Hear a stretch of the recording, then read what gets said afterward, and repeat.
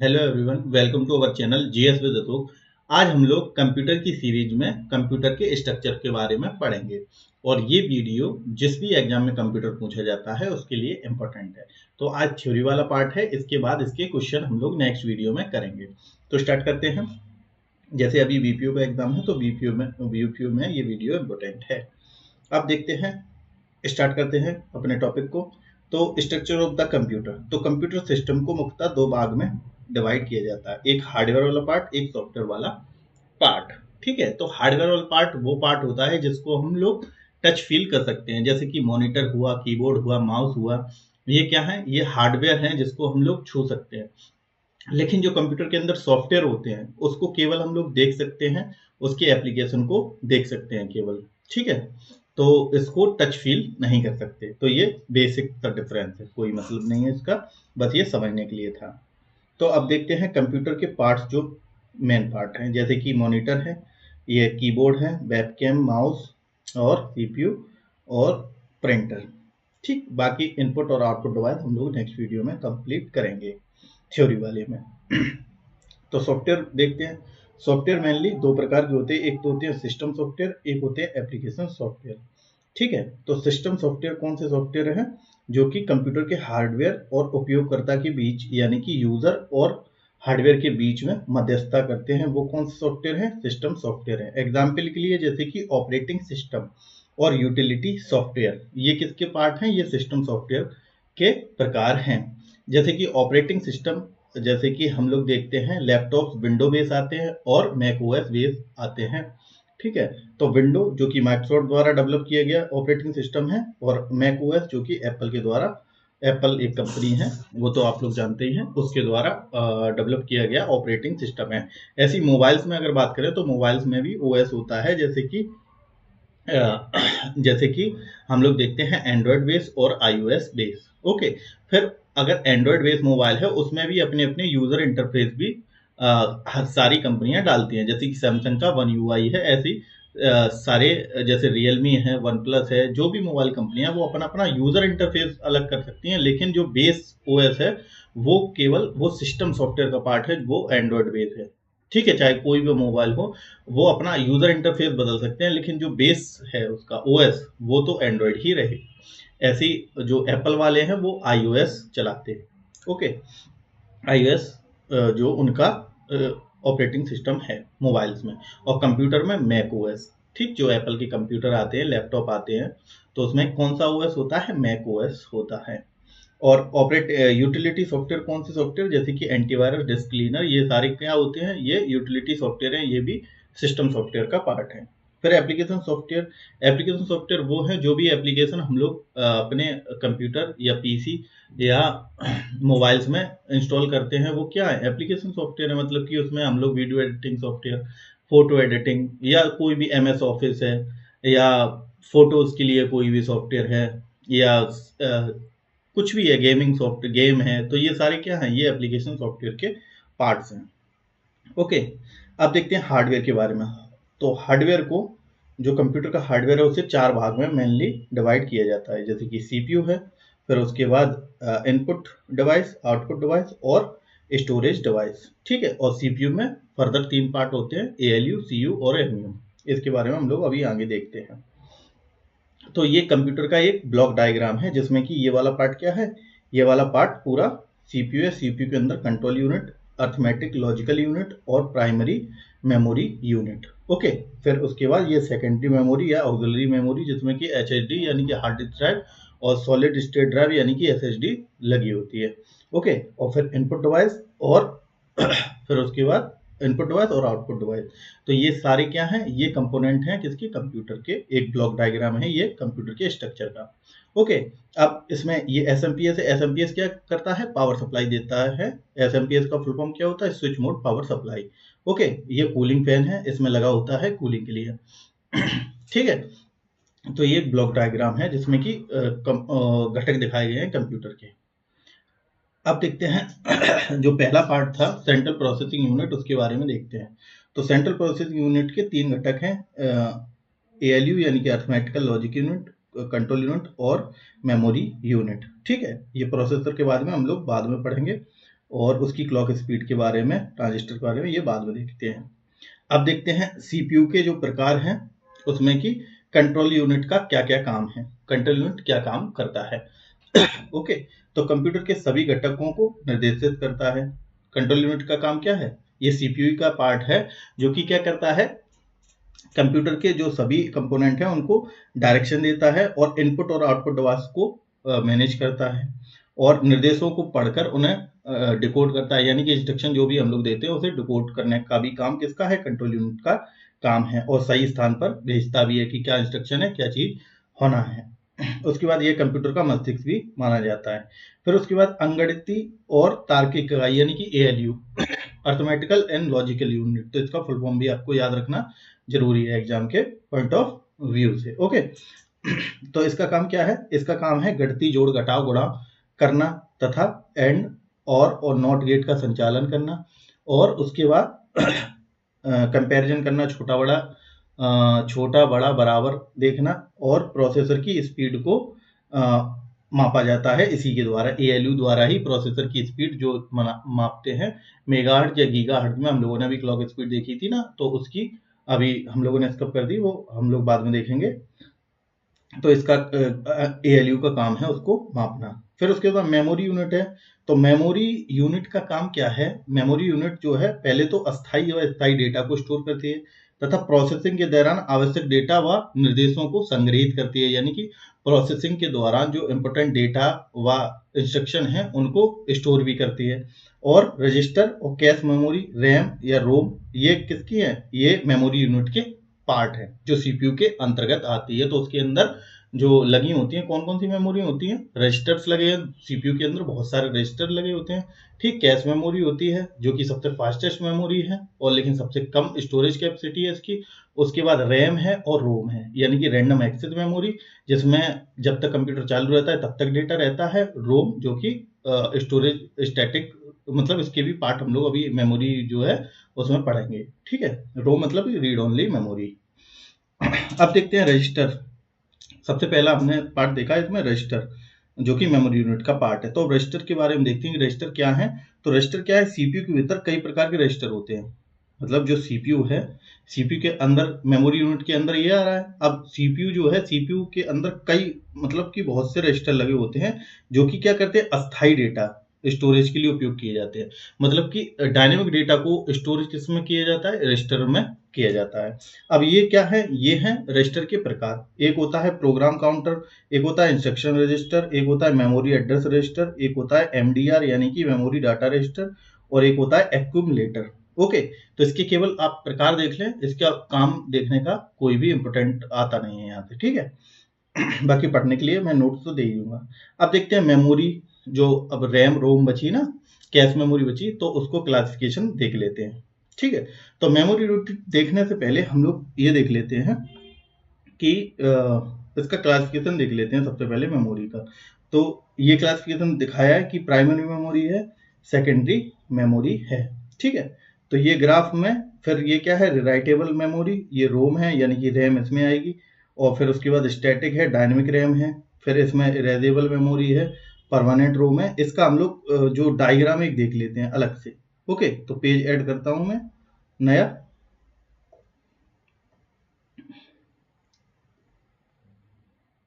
ठीक है, अब यहाँ पे देख लेते हैं हम लोग, पहले क्लासिफिकेशन ऑफ मेमोरी देख लेते हैं। तो इसमें हम लोग सबसे पहले जो कंप्यूटर की मेमोरी है उसको हम लोग दो पार्ट में डिवाइड करते हैं, जिसमें कि एक है इंटरनल, एक है एक्सटर्नल, मतलब आंतरिक मेमोरी और बाह्य मेमोरी। अब आंतरिक मेमोरी को क्या कहते हैं? Primary memory, primary memory, okay, या मेन मेमोरी भी इसे ही कहते हैं। और जो एक्सटर्नल मेमोरी है इसे कहते हैं सेकेंडरी, सेकेंडरी या ऑक्सिलरी,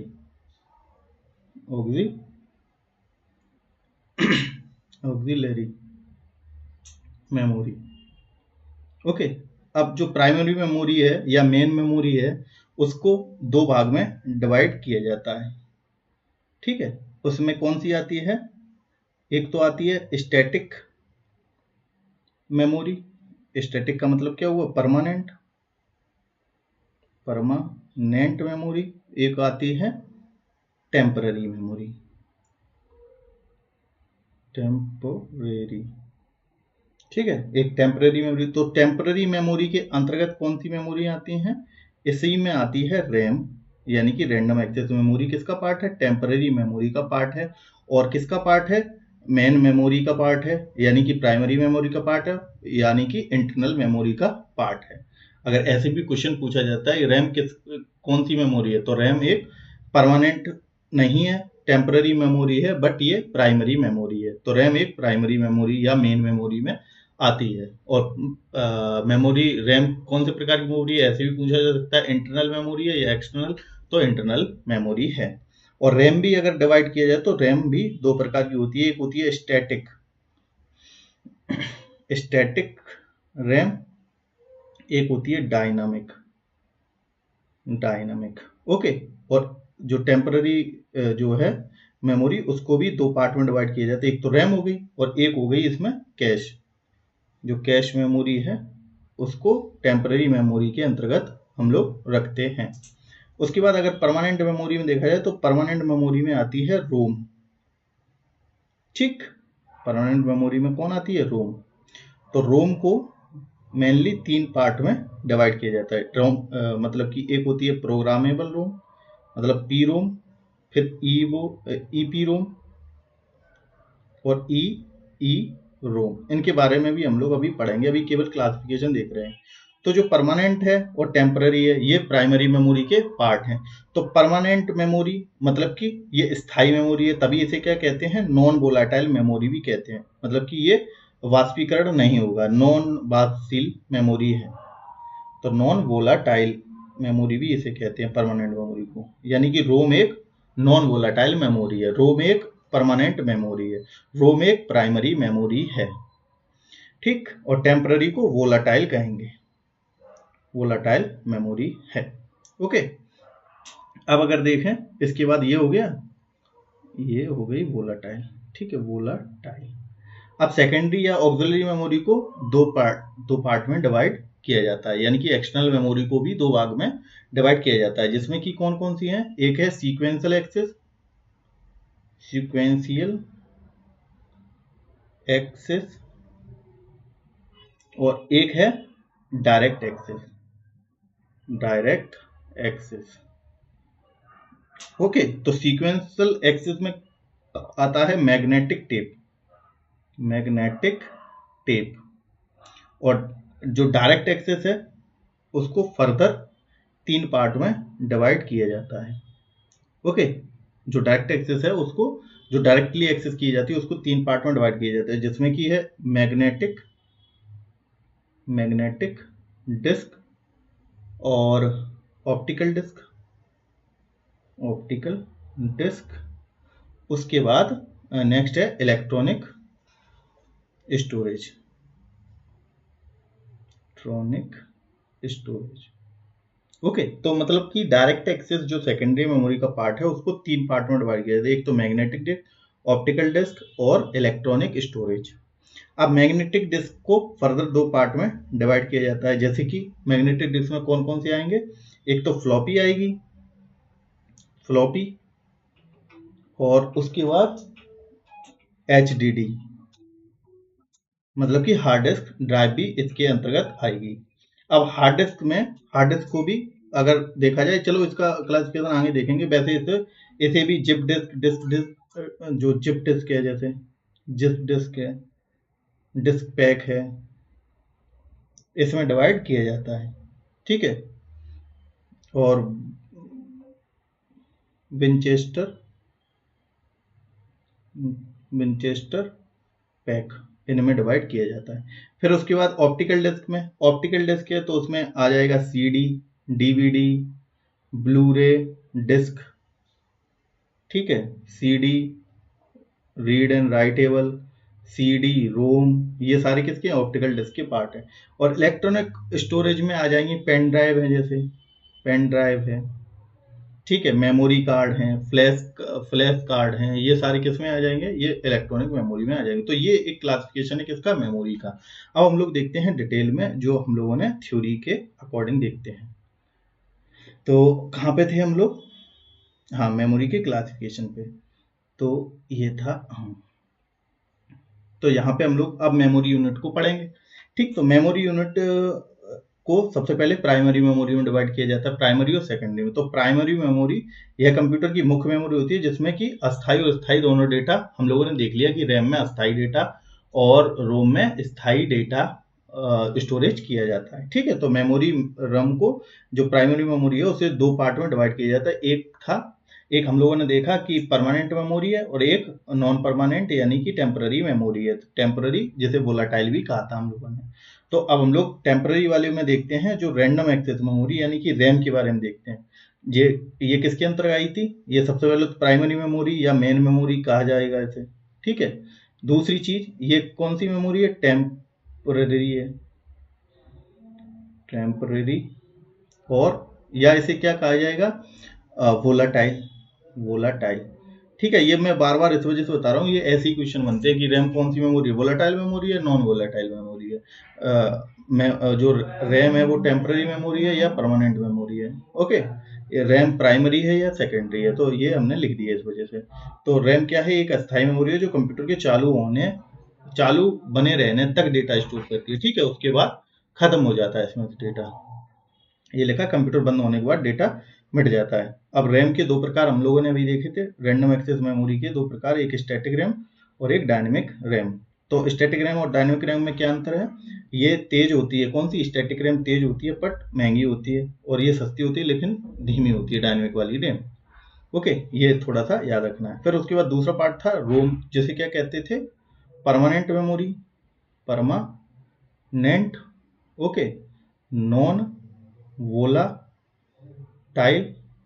ठीक, और परमानेंट हो गया, नॉन वोलाटाइल मेमोरी, इसे कहते थे रोम को, मतलब कि रीड ओनली मेमोरी। स्थायी मेमोरी है जिसमें कि सिस्टम की बूटिंग से संबंधित डाटा स्टोर रहता है। तो ये क्वेश्चन इंपॉर्टेंट बन सकता है यहाँ पे कि बूटिंग से संबंधित डेटा कहाँ पे स्टोर होता है, तो वो रोम में जो है स्टोर होता है। और कंप्यूटर चालू होने पर भी रोम का डेटा, कंप्यूटर चालू होने पर रोम का डेटा नहीं मिटता है। ठीक है, और इसके प्रकार हम लोग देखे थे, पीरोम, ईपीरोम और ईईरोम। तो इसके फुल फॉर्म तो आपको सबके याद ही रखने हैं। तो पीरोम का फुल फॉर्म क्या है, प्रोग्रामेबल रीड ओनली मेमोरी। फिर erasable programmable read only memory, यानी कि ये इरेज की जा सकती है और प्रोग्राम भी की जा सकती है, रीड ओनली मेमोरी। ये क्या है, फिर इलेक्ट्रॉनिकली इरेजेबल प्रोग्रामेबल रोम, यानी कि ईईपीरोम। ई का मतलब electronically erasable programmable read only memory. ठीक है, तो इसमें अंतर क्या क्या है, जो रोम होती है, पी रोम होती है, ये इसे एक बार प्रोग्राम किया जा सकता है, मतलब कि दोबारा इसमें छिड़कान नहीं कर सकते, मिटाया नहीं जा सकता है इसका डेटा। फिर उसके बाद ईपी रोम है जो, वो यूवी लाइट द्वारा यानी कि अल्ट्रावायलेट लाइट द्वारा इसके डेटा को मिटा के, इरेजेबल है ना, ईपी रोम है ना, तो इरेजेबल मतलब कि इरेज किया जा सकता है यूवी लाइट से, और फिर उसे प्रोग्राम दोबारा किया जा सकता है। ठीक है, फिर तीसरी जो है ईईपीरोम, इसको क्या है, इसको इलेक्ट्रॉनिक रूप से मिटाकर फिर से प्रोग्राम किया जा सकता है। ओके, तो ये इसका अंतर है। फिर उसके बाद तीसरा था कैच मेमोरी।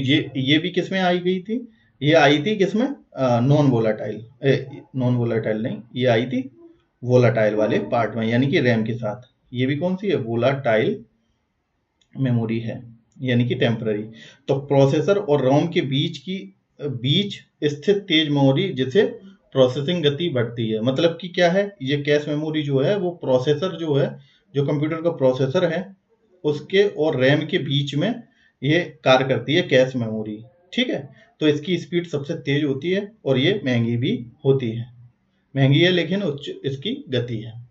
अब देखते हैं नेक्स्ट, अब देखते हैं सेकेंडरी मेमोरी, यानी कि अब हम लोग सेकंड वाले पार्ट पे चल गए हैं। ठीक है, जिसे ऑक्सिलरी मेमोरी भी कहा जाता है। इसमें डेटा का है स्थायी रूप से स्टोर रहता है। सबसे पहला फीचर तो यही है कि जो सेकेंडरी मेमोरी है उसमें डेटा स्टोर रहता है परमानेंटली, और यह कंप्यूटर के प्राथमिक मेमोरी से धीमी होती है, यानी कि जो कंप्यूटर के अंदर प्राइमरी मेमोरी या मेन मेमोरी लगी है उनसे ये स्लो होती है। और ये दो प्रकार की होती है, इसमें हम लोगों ने पढ़ा, एक सीक्वेंशियल एक्सेस, ठीक है, जिसके अंदर मैग्नेटिक टेप पढ़ा, और उसके बाद डायरेक्ट एक्सेस जिसके अंदर हम लोगों ने ये वाले प्रकार पढ़े। अब इनको हम लोग डिटेल में देखते हैं।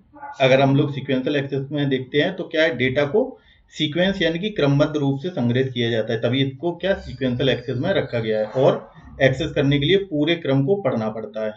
ठीक है, तो ये मैग्नेटिक टेप जो है वो बहुत पुरानी टेक्निक है, और इसकी स्टोरेज टेक्निक की बहुत पुरानी है।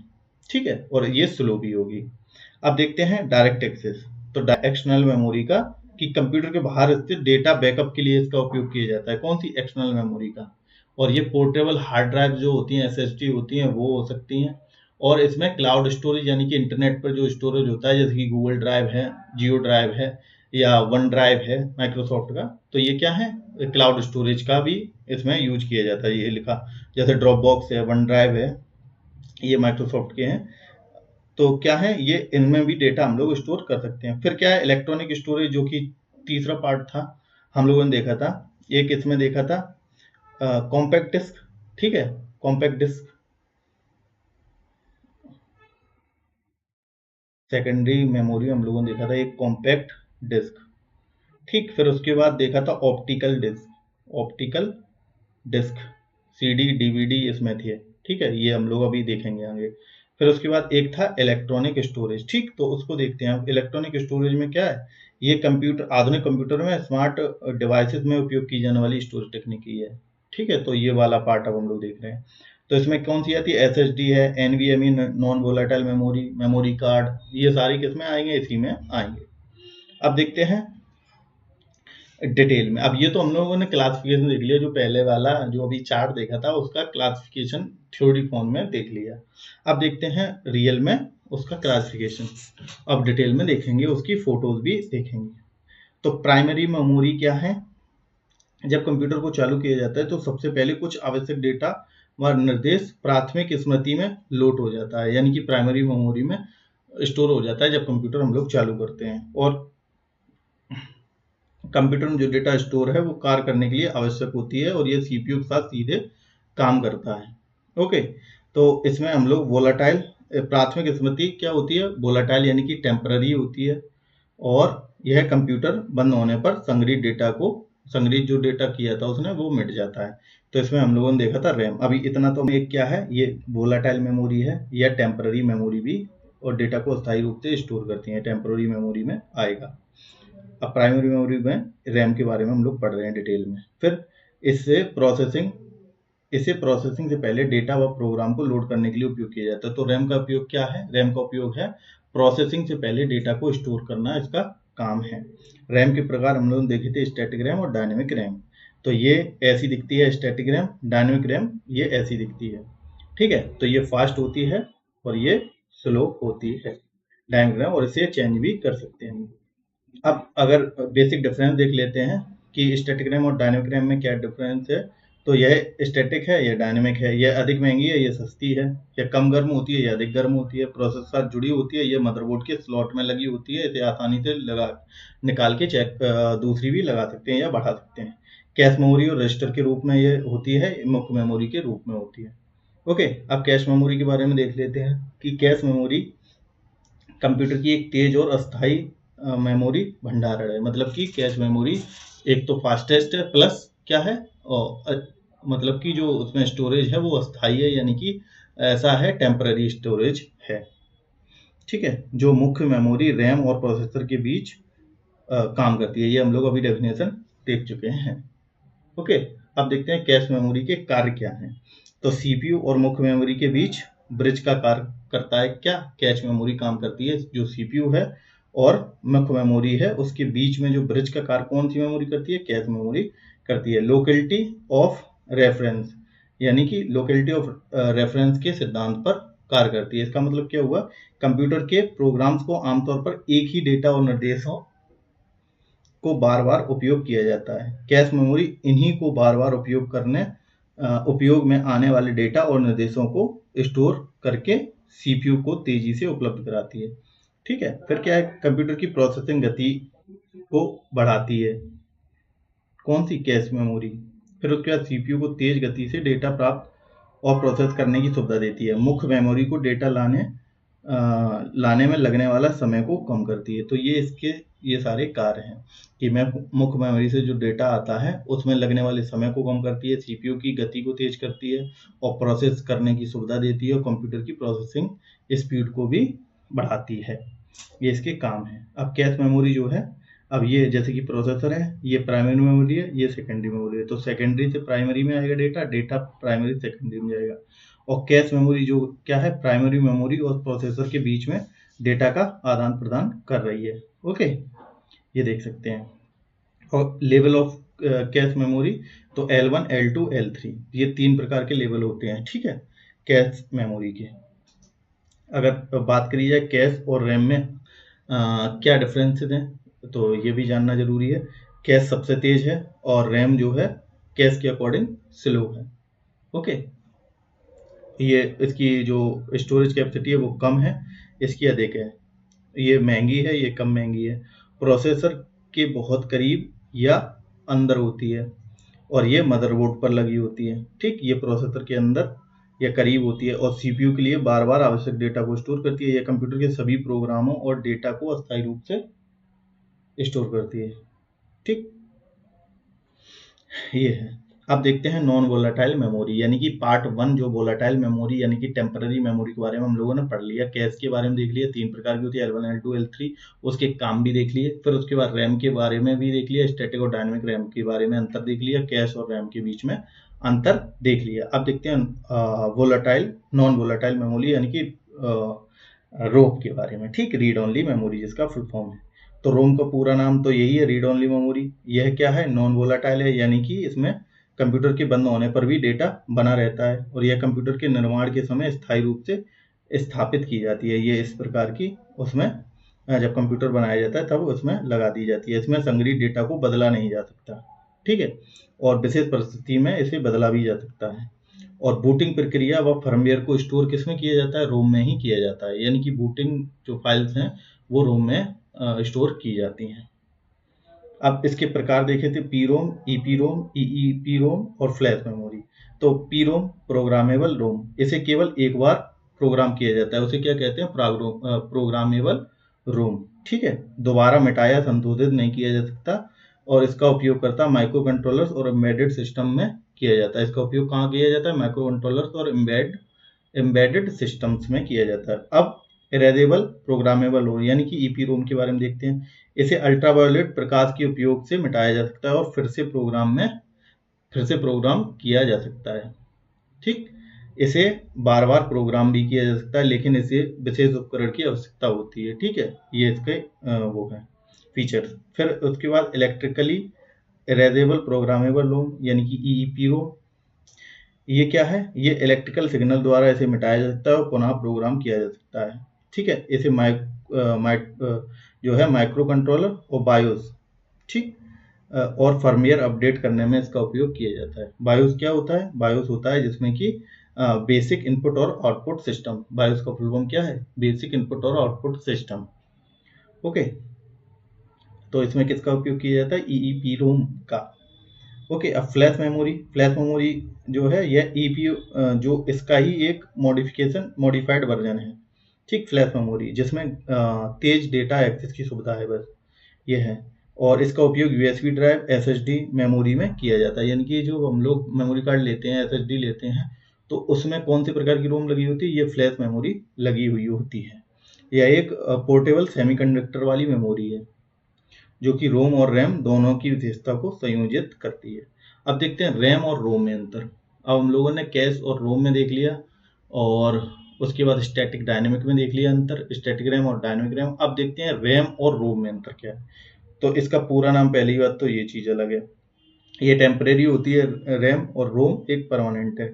ये वोलाटाइल है, ये नॉन वोलाटाइल है। और ये रैम की गति अधिक होती है जिससे सीपीयू को डेटा तेजी से एक्सेस करने में मदद मिलती है। और रोम रैम की तुलना में कम होती है, यानी कि सबसे तेज कौन सी होगी, कैश, फिर रैम, फिर रोम। ओके, इसमें डेटा को पढ़ा लिखा और संशोधित किया जा सकता है। इसमें डेटा को केवल पढ़ा जा सकता है, सामान्यतः इसे संशोधित नहीं किया जा सकता। तो ये इसका इम्पोर्टेंट एक फीचर है। यह महंगी है और उच्च गति प्रदान करने वाली है। यह कम लागत वाली है और धीमी गति प्रदान करती है। ठीक, सीपीयू इसमें मौजूद डेटा को सीधे एक्सेस कर सकता है और सीपीयू रोम के डेटा को उपयोग में लाने के लिए रैम में लोड करता है, उसके बाद उसे एक्सेस कर सकता है। इसका उपयोग वर्तमान में चल रहे प्रोग्राम प्रोसेस को स्टोर करने में किया जाता है। इसका उपयोग बूटिंग प्रक्रिया, फर्मवेयर और स्थायी डेटा को स्टोर करने में उपयोग किया जा सकता है। ओके, अब देखते हैं एक्सटर्नल स्टोरेज। अब इंटरनल स्टोरेज के बारे में हम लोगों ने सारा कुछ देख लिया। अब देखते हैं एक्सटर्नल स्टोरेज के बारे में। ओके, तो एक्सटर्नल स्टोरेज क्या है? द्वितीयक स्टोरेज मेमोरी जो नॉन वोलाटाइल है, ऑब्वियस सी चीज है, ये हम लोग अभी पढ़ चुके हैं। ठीक है, तो द्वितीयक मेमोरी में सबसे पहले देखा था सीक्वेंशियल एक्सेस। सीक्वेंशियल एक्सेस के अंदर हम लोगों ने मैग्नेटिक टैप के बारे में उसके एग्जाम्पल में देखा था। ठीक, अब देखते हैं मैग्नेटिक टैप होता क्या है या कैसे टैप ड्राइव क्या होता है, ये हम लोग अभी देख चुके हैं। ठीक, अब इसके अंदर जो मैग्नेटिक टैप है सीक्वेंशियल एक्सेस में, उसके बारे में देखते हैं। तो ये क्या है? मैग्नेटिक टैप एक सीक्वेंशियल एक्सेस आधारित सेकेंडरी स्टोरेज उपकरण है। इसका उपयोग डेटा तथा फाइलों को सुरक्षित रूप से संग्रहित करने के लिए किया जाता है और इसमें एक लंबी प्लास्टिक स्ट्रिप होती है जिस पर फेरोमैग्नेटिक मटेरियल की परत चढ़ाई जाती है। यह डेटा को क्रमिक रूप से क्या करता है? पढ़ा और लिखा जाता है, तभी इसे सीक्वेंशियल एक्सेस कहते हैं। ठीक है, इसे पढ़ने के लिए भी सीक्वेंस का उपयोग किया जाता है और राइट करने के लिए भी सीक्वेंस का उपयोग किया जाता है। इसका उपयोग मेनली बैकअप स्टोरेज के रूप में किया जाता है और यह हार्ड डिस्क की तुलना में ये सस्ती होती है, लेकिन इसकी डेटा एक्सेस की पावर जो है वो स्लो होती है। ठीक, यह कैसेट टेप की तरह काम करती है, जैसे कि किसी भी डेटा को खोजने के लिए पूरे टेप को स्कैन करना पड़ता है। उदाहरण थे अगर देखें तो मेनफ्रेम कंप्यूटर में डेटा के बैकअप के लिए इसका उपयोग होता है, ऑडियो और वीडियो कैसेट्स में, और बड़े संगठनों के सर्वर बैकअप के स्टोरेज में भी इसका उपयोग किया जाता है। अब देखते हैं मैग्नेटिक डिस्क, जो कि एक डायरेक्ट एक्सेस का, ठीक है, डायरेक्ट एक्सेस मेमोरी में हम लोगों ने देखा था मैग्नेटिक डिस्क, ऑप्टिकल डिस्क, ये सारे देखे। तो अब देखते हैं मैग्नेटिक डिस्क के बारे में। इसकी व्यवस्था क्या है? ये स्टोरेज व एक्सेस करने के लिए मैग्नेटिक हेड का उपयोग करती है। ठीक है, मैग्नेटिक डिस्क जो वो मैग्नेटिक हेड का उपयोग करती है। डेटा को ट्रैक और सेक्टर्स में विभाजित किया जाता है, जिससे यह हार्ड डिस्क की तरह तेजी से डेटा को एक्सेस कर सकती है और यह किसी भी स्थान पर रैंडम डेटा को प्राप्त किया जा सकता है। मतलब कि इसमें सीक्वेंस से नहीं, इसमें रैंडम कहीं पे भी जाके डेटा निकाल सकती है। मैग्नेटिक टेप की तुलना में ये तेज होगी, ऑब्वियस सी चीज़ है, वो पूरा सीक्वेंस में चलेगी, वो एट द पॉइंट कहीं से भी डेटा निकाल सकती है। और इसका उपयोग जो है वो व्यक्तिगत कंप्यूटर, सर्वर्स और डेटा सेंटर में किया जाता है। जैसे कि हार्ड डिस्क ड्राइव किसका एग्जाम्पल है? मैग्नेटिक डिस्क का एग्जाम्पल है। अगर हार्ड डिस्क ड्राइव यानी कि HDD को अगर खोलेंगे तो उसके अंदर ये क्लिप और एक हेड मिलेगा, ठीक है, जो कि डेटा को एक्सेस करता है जगह जगह पर। फिर फ्लॉपी डिस्क, जिप डिस्क और डिस्क पैक भी इसके उदाहरण हैं। फिर उसके बाद अगर फ्लॉपी की बात करें तो इसकी क्या है? फ्लॉपी डिस्क भी उसी का पार्ट है डायरेक्ट एक्सेस में। तो यह एक लचीली प्लास्टिक की डिस्क होती है जिस पर मैग्नेटिक कोटिंग होती है और यह रीड व राइट हेड की मदद से डेटा को पढ़ती है।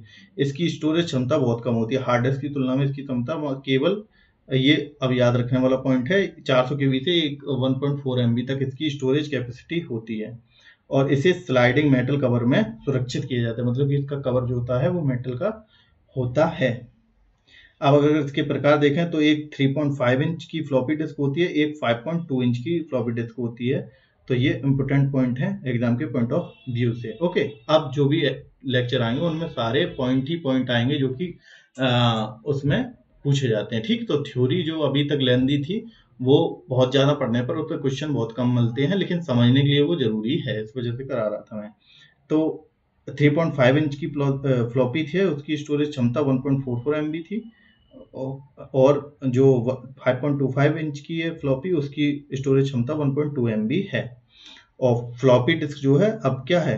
ऑब्सोलीट हो सकती है, यानी कि पुरानी हो चुकी है और हार्ड डिस्क, USB ड्राइव और SSD के रूप में इसका बदलाव हो गया। मतलब कि अब इनका यूज होता है हार्ड डिस्क का या USB ड्राइव का या SSD का यूज होता है। ओके, अब हार्ड डिस्क के बारे में देखते हैं। फिर ऑप्टिकल डिस्क में देखेंगे CD, DVD, Blu-ray disc, CD writable, ये यूनिट है, सिस्टम प्रणाली है, ठीक है। तो अब देखते हैं कहाँ, हाँ फ्लॉपी डिस्क के बाद अब देखते हैं हार्ड डिस्क ड्राइव के बारे में। ये भी एक क्या है, नॉन वोलाटाइल, क्योंकि उसी में पढ़ा ही था हम लोगों ने। हार्ड डिस्क ड्राइव में ऑप्टिकल डिस्क पढ़ा था, मैग्नेटिक डिस्क पढ़ा था और इलेक्ट्रॉनिक स्टोरेज, ठीक। तो उसमें अब हार्ड डिस्क देख रहे हैं। तो हार्ड डिस्क क्या है, स्थायी भंडारण युक्ति है। इसकी विशेषताएं क्या है, HDD को हार्ड डिस्क ड्राइव भी कहा जाता है, ठीक है। यह रोटेटिंग प्लेटर्स होते हैं, इसमें एक या एक से अधिक रोटेटिंग प्लेटर्स होती हैं जिनमें की डेटा चुंबकीय रूप में स्टोर होता है, और यह रीड व राइट हेड के द्वारा इसमें डेटा को पढ़ा व लिखा जाता है, और डेटा ट्रैक से सेक्टर के माध्यम में विभाजित होता है, और इसकी गति RPM में मापा जाता है, मतलब कि रिवोल्यूशन पर मिनट के द्वारा इसकी गति को मापा जा सकता है। और सामान्यतः हार्ड डिस्क ड्राइव की गति 5400 से 7200 RPM होती है। ये इंपॉर्टेंट पॉइंट है, आपको याद रखना पड़ेगा, ठीक है, ये भी आप याद रखना। उसके बाद लेकिन हाई परफॉर्मेंस जो हार्ड डिस्क है उसकी 10,000 भी हो सकती है, 10,000 से 15,000 RPM इसकी क्षमता भी हो सकती है, ठीक है, इसकी गति। और कंप्यूटर इसका कंप्यूटर में किया जाता है, लैपटॉप में उपयोग किया जाता है, डेटा सेंटर, सर्वर, स्टोरेज, बड़े संगठनों के डाटा बैकअप में भी हार्ड डिस्क का उपयोग किया जाता है। अब देखते हैं ऑप्टिकल डिस्क। ऑप्टिकल डिस्क में अब हम लोग CD, DVD, ब्लूरे डिस्क के बारे में भी पढ़ेंगे इसी में। तो ऑप्टिकल डिस्क क्या है, ऑप्टिकल डिस्क एक डिजिटल डेटा स्टोर करने वाली इलेक्ट्रॉनिक भंडारण युक्ति है। इनकी विशेषताएं क्या है, ये लेजर बीम की मदद से इनमें जो है डिस्क की सतह पर इसमें डेटा स्टोर किया जाता है, ठीक, लेजर बीम की मदद से। और यह एक चुंबकीय स्टोरेज से अलग होती हैं, क्योंकि इसमें प्रकाशी रूप से पढ़ा व लिखा जाता है, ठीक है। जैसे हार्ड डिस्क ड्राइव में चुंबकीय रूप से था, इसमें क्या है, प्रकाशी रूप से है। इसमें डेटा को ट्रैक रूप से सर्पिल संरचना के रूप में संग्रहित किया जाता है। इसमें डेटा को ट्रैक रूप में, सर्पिल रूप में, यानी कि स्पाइरल रूप में जो है स्टोरेज किया जाता है। Example CD, DVD and Blu-ray disc. अब CD देखते हैं, CD का फुल फॉर्म क्या है, कॉम्पैक्ट डिस्क। यह एक ऑप्टिकल स्टोरेज डिवाइस है, सबसे पहला ये तो कॉमन सेंस है। इसकी विशेषता आप देख लेते हैं, ये इंपॉर्टेंट पॉइंट है कि इसका व्यास कितना होता है, 4.7 इंच या 12 सेंटीमीटर। ओके, इसकी क्षमता कितनी होती है, स्टोरेज कैपेसिटी 700 MB। और इसके भी 3 प्रकार हैं, जो कॉम्पैक्ट डिस्क है वो भी 3 प्रकार की होती है, एक तो CD-ROM, एक CD-R, एक CD-RW, ठीक। तो compact disc read only memory, इसमें क्या होता है, डेटा को केवल पढ़ा जा सकता है, बदला नहीं जा सकता। CD-ROM जो होती है उसमें क्या है, डेटा को केवल पढ़ा जा सकता है। फिर CD रिकॉर्डेबल, इसमें क्या है, डेटा को केवल एक बार लिखा जा सकता है। और राइटेबल, मतलब कि इसमें डेटा को बार बार लिखा हुआ मिटाया जा सकता है। ओके, तो ये 3 प्रकार हैं किसके, कॉम्पैक्ट डिस्क के। अब देखते हैं DVD जिसका फुल फॉर्म क्या है, डिजिटल वर्सटाइल डिस्क। ओके, इसकी विशेषता क्या है, ये 4.7 इंच इसका व्यास है, CD का भी उतना ही व्यास है, उस DVD का भी उतना ही व्यास है। लेकिन इसकी स्टोरेज कैपेसिटी उसकी 700 MB थी, इसकी 4.7 GB से 17 GB तक इसकी स्टोरेज कैपेसिटी हो सकती है, ठीक। तो ये सारे इंपॉर्टेंट पॉइंट है, ये आपको याद रखना चाहिए। ओके, और CD की तुलना में ये डाटा ऑब्वियसली अधिक। तो इसके भी प्रकार हैं, CD-ROM, CD-R, CD-RW और DVD-ROM, DVD-R, DVD-RW और DVD-DL। तो वही है, रोम मतलब रीड ओनली के लिए, केवल एक बार प्रयोग पढ़ने के लिए। ये रिकॉर्डेबल है, राइटेबल है, और डुअल लेयर DVD। इसमें क्या है, ये दोहरी परत वाली डिस्क होती है जिसकी क्षमता 8.5 GB होती है। तो ये इंपॉर्टेंट पॉइंट है, इसमें क्या है, ऊपर और नीचे दोनों तरफ डेटा को स्टोर किया जा सकता है। ओके, जैसे कि ये DVD है तो इसमें ऊपर भी और इसके पीछे भी डेटा को स्टोर किया जा सकता है।